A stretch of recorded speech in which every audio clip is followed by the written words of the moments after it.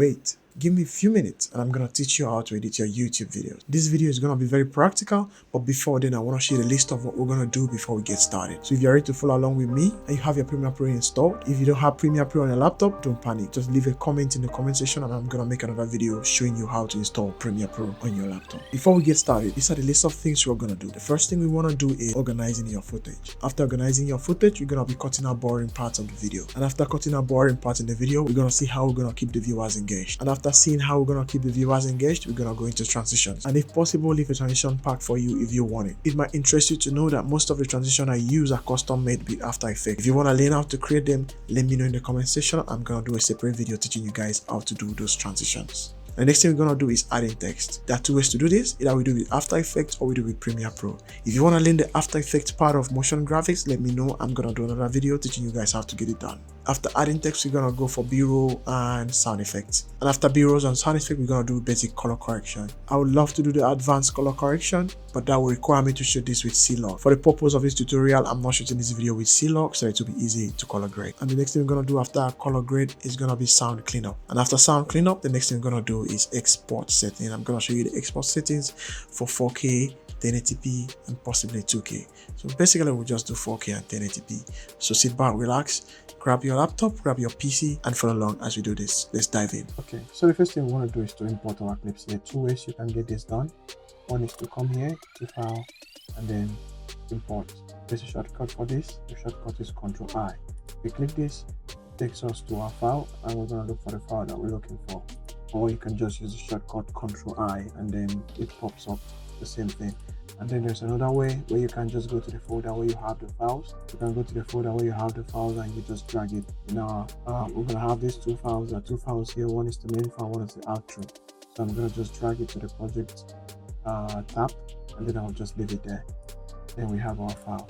So the first thing we want to do is to that's the first thing we're gonna do to organize our footage. We'll look at the one that the video that is the first one and the one and the second, the first video and the second video. So as you can see, when you look at the file name, you're gonna see and this is gonna help you very much if you are editing files that you did not shoot. Or let me just say the best way for you to recognize the order or to know the order of the files, because if they just sent you random files, you might find it very hard to realize how to arrange them. The one that came first, the second shot, the third shot, and blah blah. So the best way you can do is to look at the numbers here. As you can see, the last number here is 72, and the last one here is 73. So which means that this is the first one, and then this is the second one.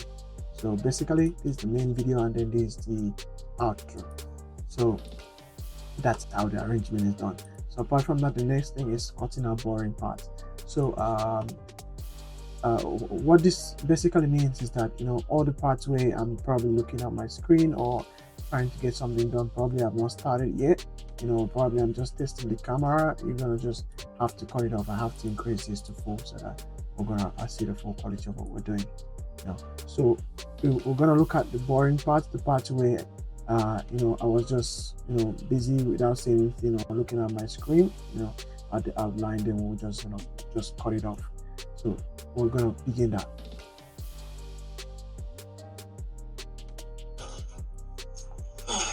So you can see those parts, I'll just have to cut it off. Okay, the easiest part to do is there are three ways. There are three ways to actually cut your.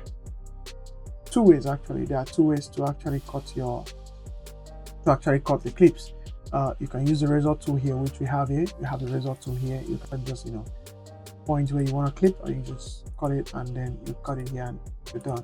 But this is very boring to me and it's very time consuming. So there is the way I use, which is a shortcut, which is Ctrl K, I think. Yeah, Ctrl K, and then I'll just cut it out. Then that way it just automatically highlights instead of me using because see, when I use Ctrl K, it automatically highlights the part where I need to just delete off for me. So I'll just shift delete. But if I used use the razor tool, it's not going to highlight anything. So I have to drop the razor tool, come back, highlight this, and then delete it. So that's a whole lot of work for me. I like to make my workflow very fast, very quick, and so I'm gonna play this part a little bit faster so that you can see the cutting session, how it is done. Just keep quiet for a while So you just cut up every dead space. You just get it off. That way everything is always on point. Everything you are saying is always on point. There's no time to make the viewer feel like it's boring. You just cut every space off and make it as sharp as possible, as punchy as possible. So that's what we're going to do. Cut out every dead space, cut out every long empty space, so that it's gonna be word for word. So let's go.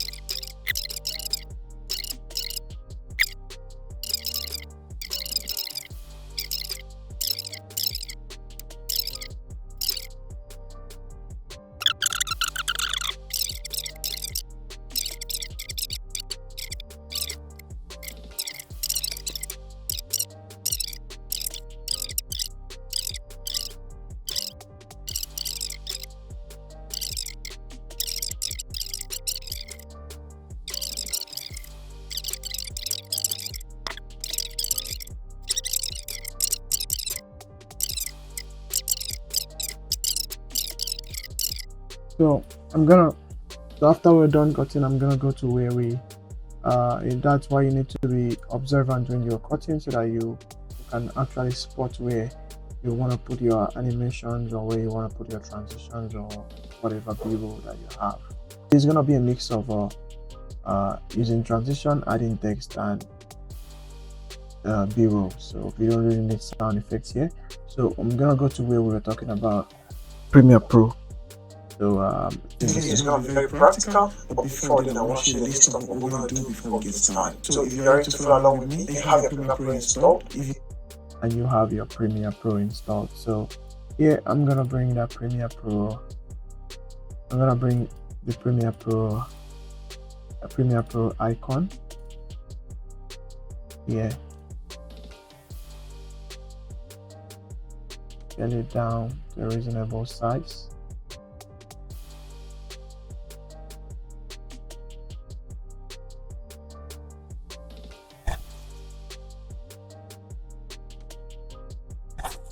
And the next thing is, I'm gonna write the Adobe After Effects text here. I copied. Okay, I'm gonna increase this a little bit. Let's say 5.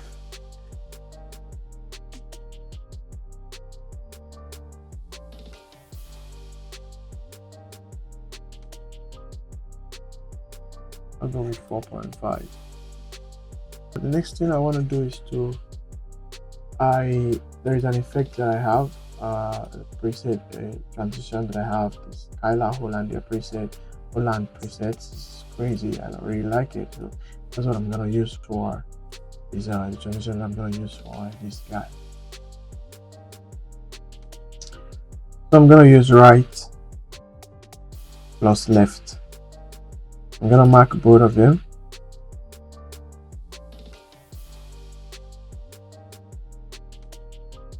Right plus left, this means that to transition in it, there is an intro transition and then there is an outro transition. So I want it to come in to the right and then go back from the left. So it's basically an in and then it goes back out. The next thing you want to do with the transition is to go to effect controls and bring this keyframe closer, so it's gonna come in quicker, and then you bring this one closer so it's gonna go out quicker, else it's gonna be coming in sluggishly and going out sluggishly, which is not something you would want. I'll move this closer. That might not be able to play now for you to see what it looks like. Okay, you don't have Premiere Pro on your laptop? That's crazy. Probably when you watch the final video, you're gonna see the outcome, but it's gonna look amazing. Actually, I already know what it looks like. So this is where I start listing the things. First thing we want to do is organizing your footage. I'm gonna write here organizing number one was what? Organizing your footage.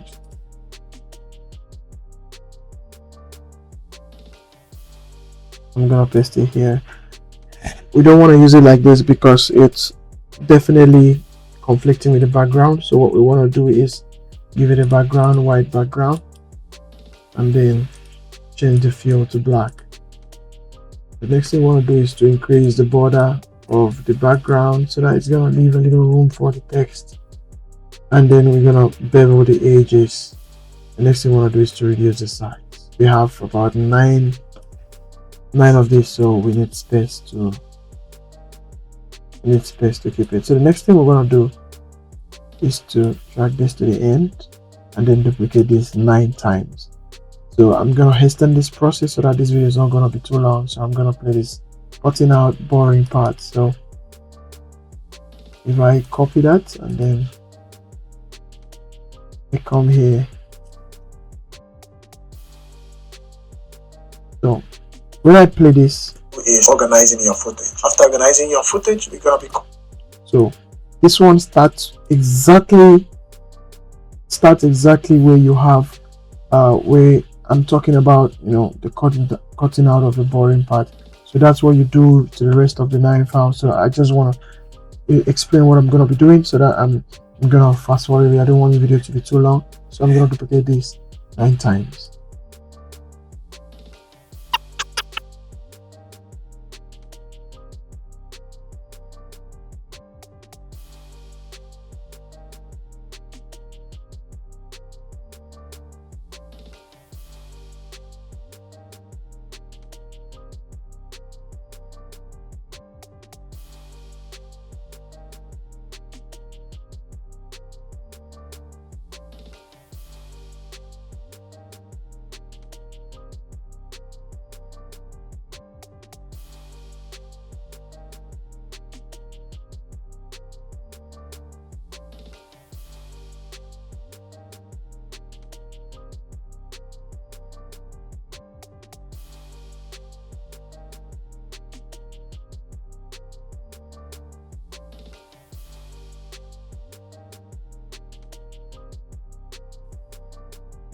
Color correction, audio cleanup, and then we have export settings. So for me, I really love to do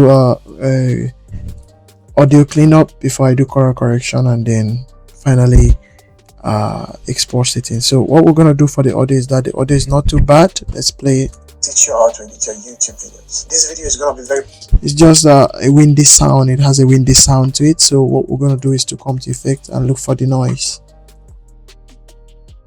and then we'll drag the noise to it.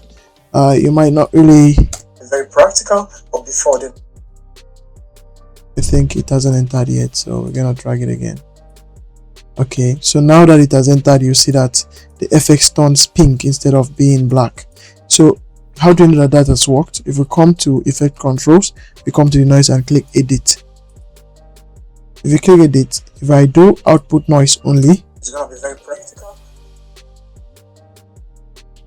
So that's the noise that it has taken out of it. So this is the output of what we have.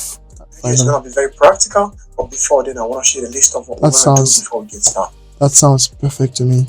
So after that, we're gonna do the color grading. How do we do the color grading? We're gonna move this up. We'll go and create an adjustment layer. How do we create an adjustment layer? Let's go to our project tab.